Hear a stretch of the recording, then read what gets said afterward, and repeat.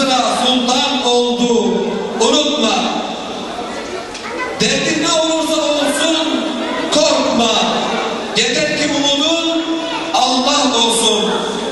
Herkes bir şeye güvenirken senin güvencen de Allah olsun. Akrabiye halo, dibe hema çık bahalo, ji Şeyh Said re merhaba, ji Said Nursi re merhaba, ji Atıf re merhaba, ji Metin Yüksel re merhaba. Vega inşallah Mahten ilahi grubunun güzel ezgileriyle inşallah gecemizi süsleyecekler. Allah razı olsun.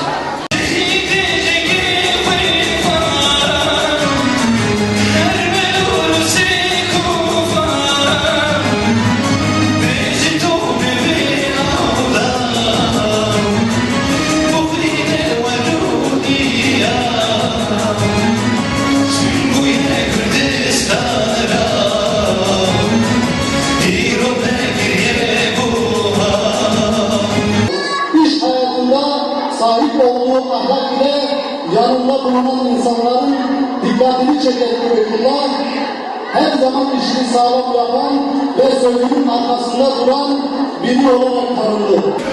Dernek çalışmalarının yanı sıra köyde de İslami faaliyetlerden geri durmuyordu. Gençlere Kur'an dersi veren Ubeydullah, ailesinin yanı sıra çevresindeki insanların da İslami ahlak ve terbiye ile büyümeleri için yoğun gayret gösterdi. Komşu evlerini tek tek gezerek arkadaşlarını camiye götüren Ubeydullah, köylerinde gerçekleştirilen birçok programın sağlanmasına da öncülük etti. Başıdaki tüm yana isyanları yaşadım.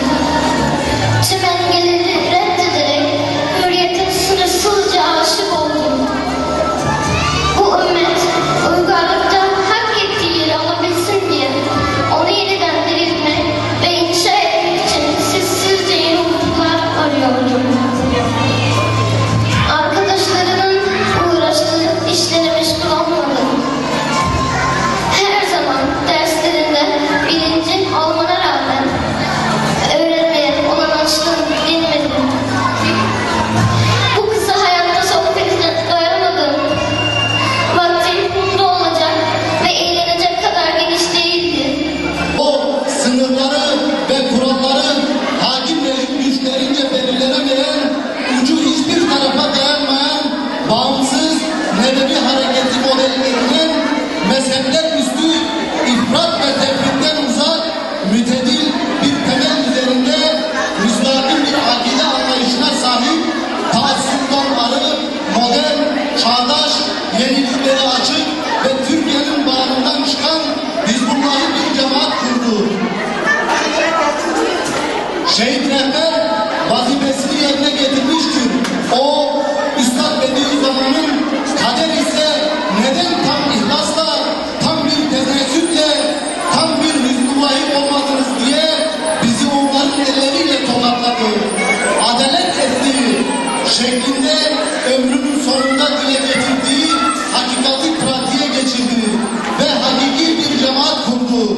O çetin bir halk olan Kürtler arasında düzen, nizam, intizam, disiplin ve prensiplerden oluşan bir cemaati Allah'ın yardımıyla vücuda getirdi ve yüz binlerin hidayetine vesile olarak Türkiye'li Müslümanlara büyük bir miras bıraktı.